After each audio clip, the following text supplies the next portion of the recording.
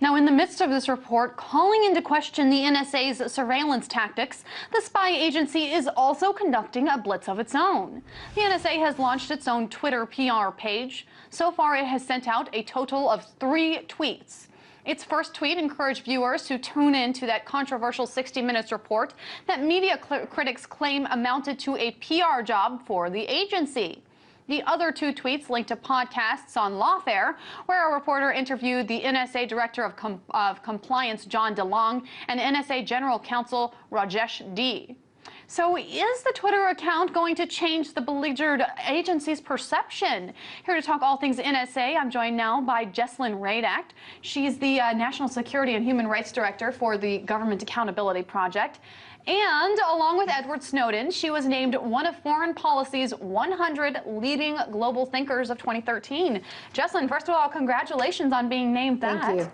So I want to start by getting your initial reactions coming out in the wake of this report with those 46 recommendations. My initial reactions are I am pleasantly surprised by the 46 recommendations. They are a lot more aggressive than I thought they would be, coming from a president's own White House committee.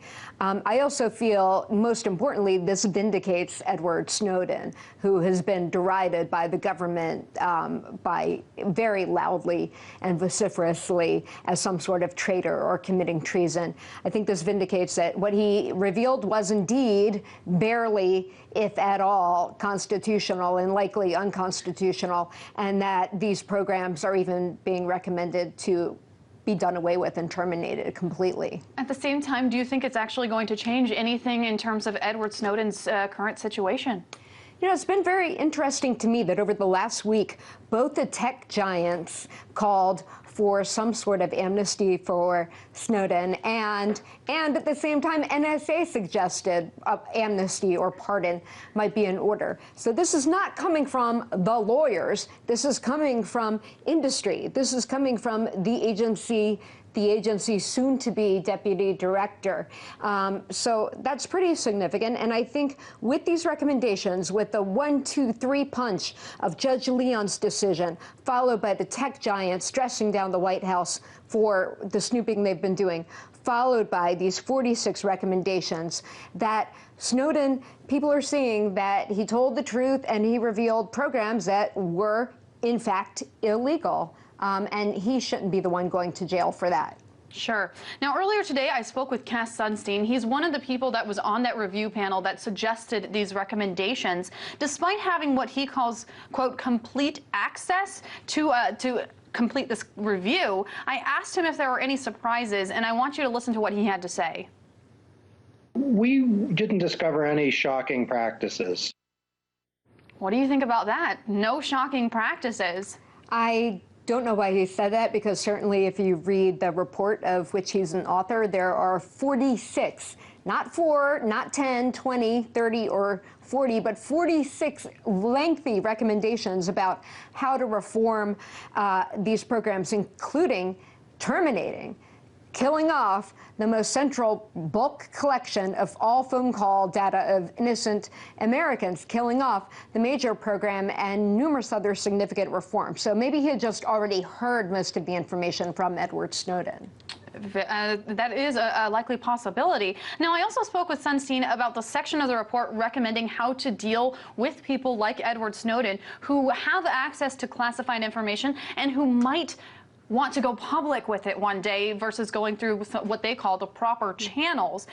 So I asked him if this was meant to stop leakers like Edward Snowden, and let's hear what he had to say to that. I'd say the difficulty is that if there are people who are getting access to information that's private, we don't want such people either intruding on the privacy of their fellow citizens, which is a risk if the government is acquiring information. The idea is to make sure that the insider threat, as we describe it, is confined, while also respecting channels for legitimate whistleblowers. So what do you think about that, confining this insider threat?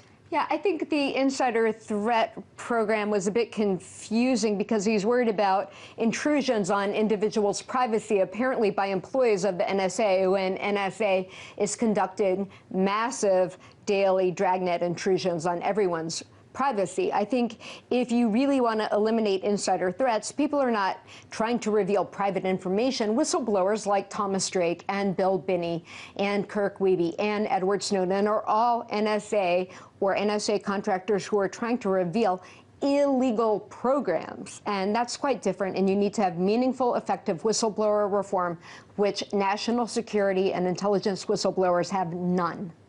Now, obviously, a lot of people are very happy about this report. As you said, it is more far-reaching than a lot of people anticipated. Glenn Greenwald himself is very happy about this. But at the end of the day, these are only recommendations. How likely do you think it is that the NSA or the White House will take up any or all of them? You know, it's ironic that President Obama is going to be contemplating these recommendations during his time in Hawaii, where Edward Snowden is from. I am disheartened by the fact that before these even came out, he already said that he would be rejecting the recommendation to separate NSA from Cyber Command. I think that's a huge mistake, but I hope that he will follow the other recommendations. And if he doesn't, now that these cases are allowed to go up through the courts, I'm fairly confident that the courts will make that happen. And 30 seconds left. Where do we go from here? I think we have a lot of great bills like the USA Freedom Act on the floor of Congress are coming up in 2014, and I hope they get passed. I think that would be a substantial step. I think there are going to be more and more court cases and rulings like Judge Leon's in the future, and hopefully that case by Judge Leon will wend its way up to the Supreme Court sooner rather than later to get a similar kind of ruling. Jesslyn Radak, you are one of the leading global thinkers of 2013 here on Foreign Policy Magazine. I encourage people to go out and read it. You're also the National Security and Human Rights Director at the Government Accountability Project. Thank you so much. Thank you.